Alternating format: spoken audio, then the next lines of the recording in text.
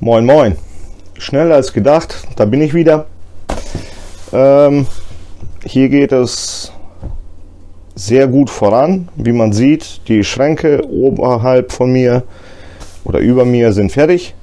Die Fronten sind auch schon geölt, geschliffen. Auch die Spaltmasse und so weiter sind alles eingestellt. Ja, jetzt geht es morgen mit den Wänden weiter. Und ich habe den Werdegang der Schränke mal so ein bisschen bei Facebook und bei Instagram gepostet und es kam doch einiges an Fragen diesbezüglich, wie ich die Schränke gebaut habe, wie ich die Pushlocks reingesetzt habe und so weiter und so fort. Und deswegen haben wir uns überlegt, wir machen mal ein Video extra zu dem Thema Möbelfronten, Pushlocks und überhaupt Möbelbau mit den Note 6 Profilen. Dieses Mal zu Note 8 Profilen habe ich am Anfang irgendwie vor einem Jahr, glaube ich, ein Video rausgebracht. Das war so ein bisschen angeschnitten mit ein paar Detailaufnahmen und so weiter. Und genauso machen wir jetzt das mit den Note 6 Profilen. Im Prinzip ist das ja fast das gleiche, nur die Maße sind anders. Hier haben wir ein Quadratrohr von 20 x 20 mm. Passt auch für, ich sag mal, so eine Höhe wie diese Schränke hier viel besser, weil man gar nicht so viel Platz verliert. Die ganze Konstruktion an sich, die ist unwahrscheinlich fest. Also ich kann mich da locker mit drauf hochziehen.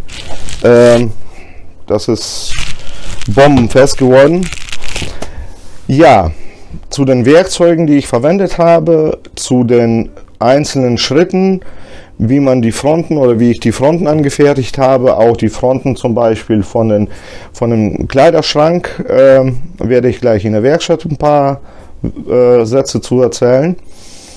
Und zwar ging es darum, zum Beispiel, dass ich gefragt worden bin, ja, die Bambusplatten, die gibt es ja nicht auf irgendwie 65 cm Breite, wie ich dann die großen Türen und so weiter umgesetzt habe.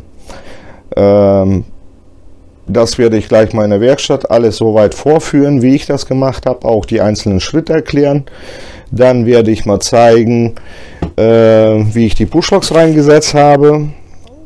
Das war so ein Teil oder so eine Arbeit, wo ich einigermaßen Respekt vor hatte, weil ich halt ja Metall gelernt habe oder Kfz gelernt habe, sonst mein ganzes Leben auch mit Metall gearbeitet habe, aber so langsam werde ich auch mit Holz warm und gefällt mir ausgesprochen gut. Klar, von den Werkzeugen habe ich natürlich nicht das Equipment von einem Tischler, deswegen muss ich mir da mehr oder weniger entweder was kaufen oder was borgen oder improvisieren und so weiter, aber es klappt und ach ja, eine Frage war noch, ich springe mal ein bisschen zurück, eine Frage war noch, wie man das Holz mit den Item oder mit den Bosch-Profilen oder Item-Profile, ich glaube Bosch-Profile, sagen wir mal Bosch-Profile, wie man das Holz miteinander oder mit den Profilen verbindet.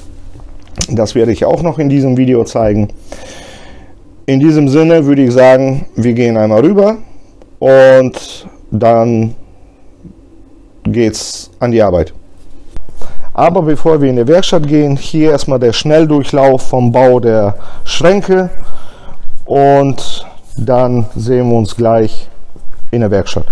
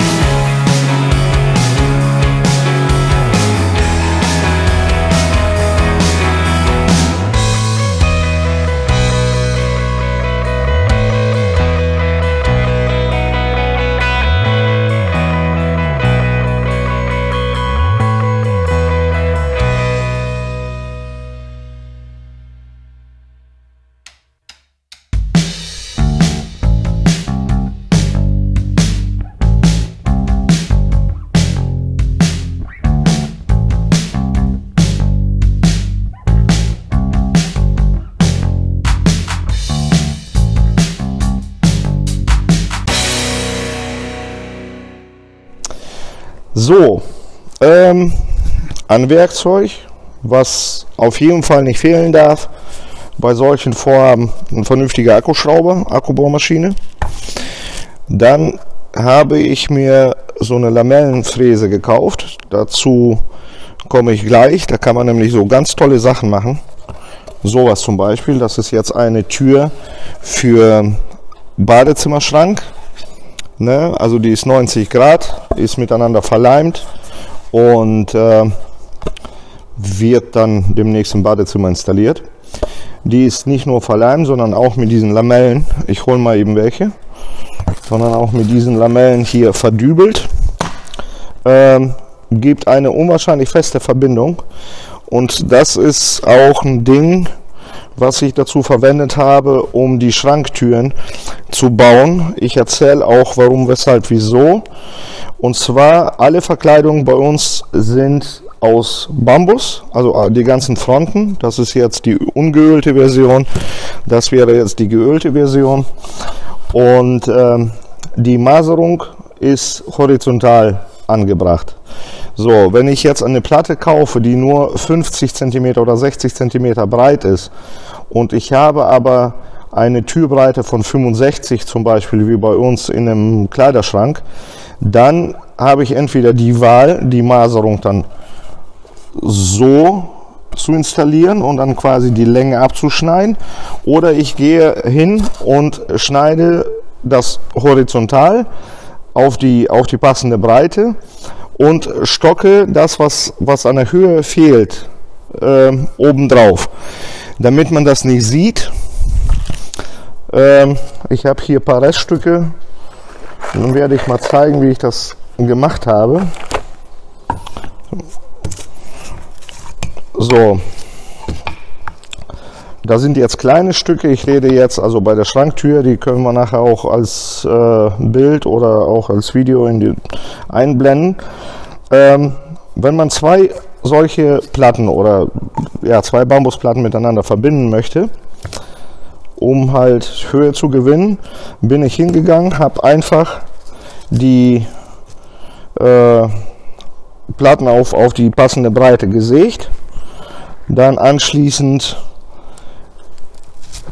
mache ich jetzt als Beispiel einfach mal eine Stelle markiert und dann kann man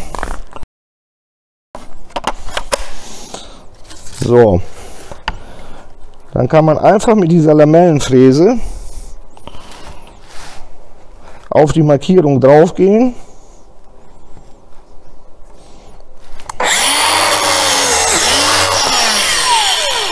So, bei dem Gegenstück machen wir dasselbe. Gut, hier habe ich schon mal rumexperimentiert, aber das hindert mich jetzt nicht, das einmal fortzuführen. So, und jetzt, wenn die Nuten soweit fertig sind, kann man diese Lamellen ineinander stecken oder beziehungsweise in das Holz stecken und so zusammenfügen. So, und schon hat man eine gewisse Stabilität. Dann bin ich hingegangen, habe vorher natürlich die Kanten hier alle abgeschliffen und die Tür verleimt. Also hier an der Stoßkante oder an der Schnittkante verleimt und dann mit einer Schraubzwinge zusammengepresst. Das Ganze habe ich trocknen lassen. Was im Nachhinein sichtbar war, weil hier eine kleine Naht oder ein kleiner Spalt.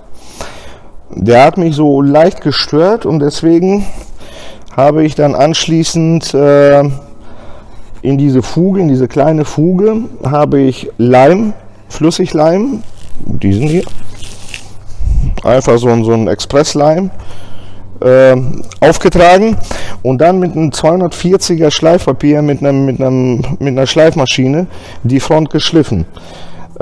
Durch das Schleifen haben sich Staubpartikel bzw. Holzpartikel abgerieben und die haben sich hier in dieser Nut quasi auf dem Leim festgesetzt. Das habe ich dann trocknen lassen, nochmal geschliffen und es sieht aus wie ein Bauteil. Also man sieht die Kante gar nicht mehr, bin ich sehr gut mit zufrieden. Wie gesagt, vielleicht für unsere Tischler, die werden mich jetzt kaputt lachen, So von wegen, der findet das Rad neu, aber das ist für mich das erste Mal gewesen. Und ich denke mal, der eine oder andere kann das vielleicht mal für sein Vorhaben, für seinen Selbstausbau auch so als Tipp mitnehmen. Diese Lamellenfräsen, die gibt es von sämtlichen Anbietern und ich habe Makita gekauft, bestellt bei, ich glaube, Amazon oder eBay, weiß ich nicht mehr. Bin ich sehr gut mit zufrieden und ja, habe ich jetzt auch sehr oft genutzt. Dann kommen wir mal zum Thema Bushlogs. Bushlogs, ich habe am Anfang, mir so ein Gerät hier aus dem Baumarkt geholt, so eine Fräse, funktioniert, aber funktioniert nur bedingt. Ich sage auch warum. Also bei dieser Holzstärke, da sind 18 mm, funktioniert, aber sobald man jetzt eine Öffnung reinbohren will, zum Beispiel in eine dickere Wand oder so, das geht nicht, das geht mechanisch nicht, weil man halt mit diesem Kranz, mit diesem Haltekranz vor der ersten Hürde, vor der ersten Seitenwand vorstößt und man kommt nicht weiter. Ja, dazu oder deswegen, als ich damit konfrontiert wurde, ich musste ein Loch reinbohren für Heizungsrohre in eine 40 mm starke Wand. Dafür ist sowas natürlich nicht mehr geeignet. Da habe ich mir so ein Set bestellt. Kostet wirklich, ich glaube, 20, 30 Euro. Sind sämtliche Kronen dabei. Und der allergrößte Vorteil bei diesem System ist einfach, ich kann, wenn ich das jetzt zusammengebaut habe, so, ich kann durch die Wand durchbohren, weil mich hier keine Halteplatte stört, ne? Das heißt, ich kann volle Länge bis zum Futter kann ich ausnutzen und so einen Abstand überwinden, quasi so eine Kernlochbohrung durchführen. Habe ich jetzt schon ein paar Mal gebraucht, als ich die Klimaanlage installiert habe, für die Abschlüsse im Boden, in der Bodenplatte, die ist 100 mm stark und damit und so ein Set habe ich auch für Metall geholt, funktioniert es einwandfrei. Ja, das ist jetzt, glaube ich, auch die passende Krone für unsere Pushlogs. Jo, ist sie. Mittlerweile weiß ich die Maße auswendig. Da muss man 38 mm vorbohren. Bei den Pushlogs habe ich lange gesucht, weil viele Anbieter oder bei vielen Pushlogs oder Pulllogs steht in der Beschreibung drin für Türschränke von 1 bis 10 mm. Und die Bambusfronten, die sind 18 mm stark und ich habe durch Zufall, ich weiß gar nicht, wie dazu gekommen ist, aber ich habe mit diesen Pulllogs die ganze Zeit geliebäugelt und ich meine, ich habe die damals als Probe, habe ich 1 oder 2 bestellt und habe mir Gedanken gemacht, wie man diese Pulllogs quasi auf eine 18 mm Platte, wie man das Ganze kompatibel machen kann. Als erstes habe ich gedacht, hinten reinfräsen und so weiter und so fort, aber Rätselslösung war wesentlich einfacher. Und zwar gibt es bei diesen Logs, ich schraube den mal eben auf,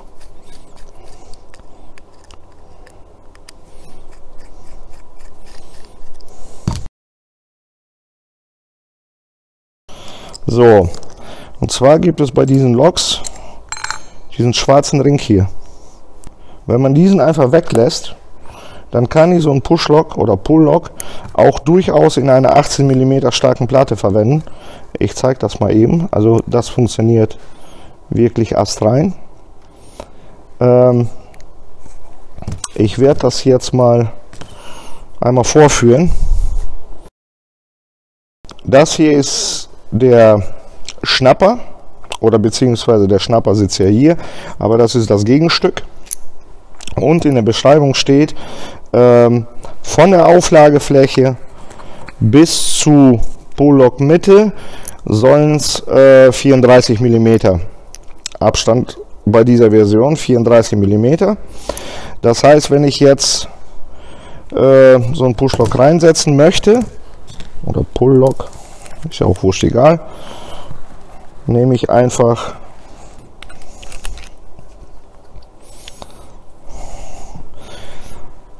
meine Front, messe einfach 34 mm ab. Dann kann ich mit aller Ruhe erstmal vorbohren.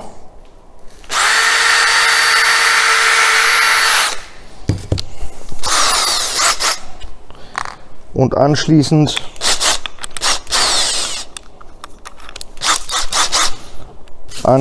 mit dem Kronenbohrer einmal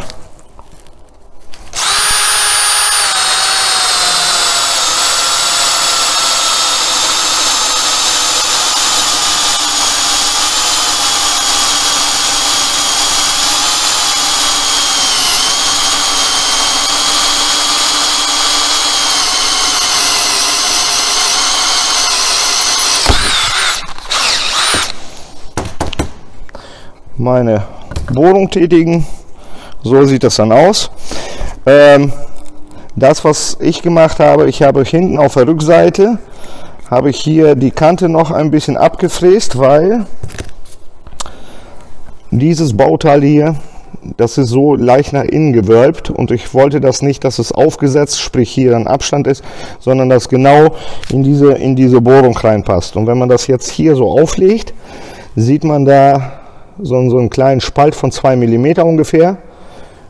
Und um diesen wegzubekommen, fräst man hier einfach die Kante ein bisschen so auf 45 Grad ein bisschen weg und dann passt das Ding hervorragend da rein.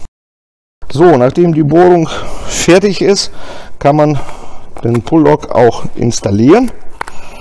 So. Und anschließend von hinten das Fräsen, das erspare ich euch jetzt. Von hinten diese Platte montieren, die Halteplatte. Das Ganze kann man auch ausrichten.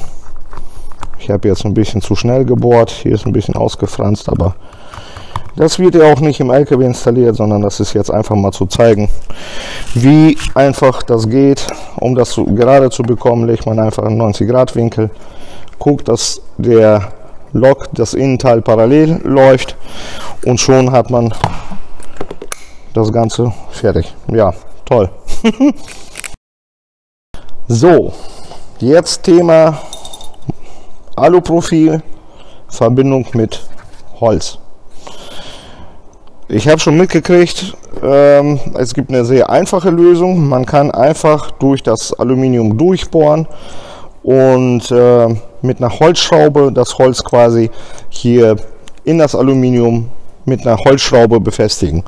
Davon halte ich allerdings nicht allzu viel, weil ja, ist nicht meine Art zu arbeiten. Ich habe mich für einen anderen Weg entschieden, und zwar benutze ich an den Stellen, wo meine weiß beschichteten Multiplex-Platten am LKW befestigt werden, an den Stellen, die mich nicht stören oder die gar abgedeckt werden mit Eckschutzkanten oder Eckprofilen, benutze ich einfach Senkkopfschrauben und diese kleinen Nutensteine. Ich zeige die mal eben in der Kamera. So, das ist jetzt ein M5, also 5 mm Nutenstein, und dazu gibt es auch dementsprechende Schrauben mit einem Senkkopf. Warum Senkkopf, werde ich auch gleich zeigen. Ich mache hier mal einfach eine Probebohrung. Und zwar müssen wir, das sind 20er Profile. Bei diesen 20er Profilen ist natürlich die Mitte von dem Gewinde genau 10 mm von der Außenkante. Das heißt, wenn ich jetzt 1 cm bei mir von dem Holz abmesse, so 1 cm, ich mache das jetzt nicht allzu genau, das ist, wie gesagt, das ist nur um zu zeigen, wie ich das gelöst habe. Dann wird wie immer einmal vorgebohrt.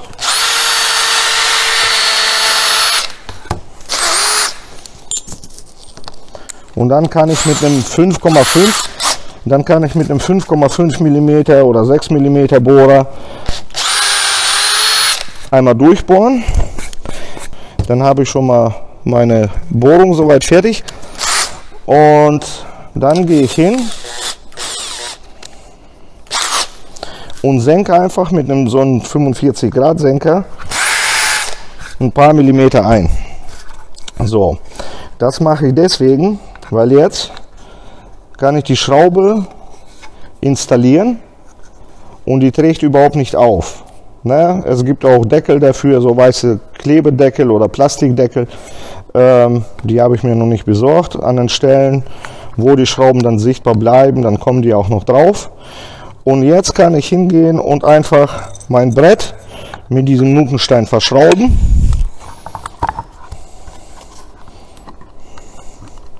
Ich habe jetzt hier kein Imbusshand, oder doch? Doch. So. Dann kann ich es verschrauben, festziehen und schon habe ich meine Verbindung hergestellt. So sind zum Beispiel die ganzen Unterseiten von den Schränken entstanden.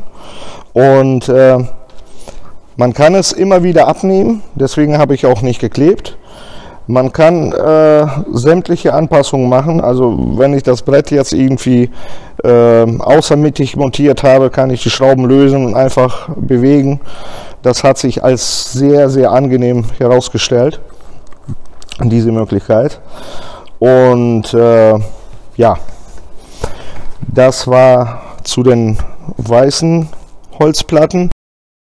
Die Bambusplatten habe ich allerdings anders montiert, weil ich wollte da nicht in den Fronten irgendwo Verschraubungen haben oder beziehungsweise irgendwelche Abdeckungen, weil ich wollte einfach eine schlichtweg glatte Front, fand ich optisch besser. Deswegen bin ich einen anderen Weg gegangen, den zeige ich euch auch eben. Und zwar bin ich hingegangen und habe einfach durch die Aluprofile durchgebohrt.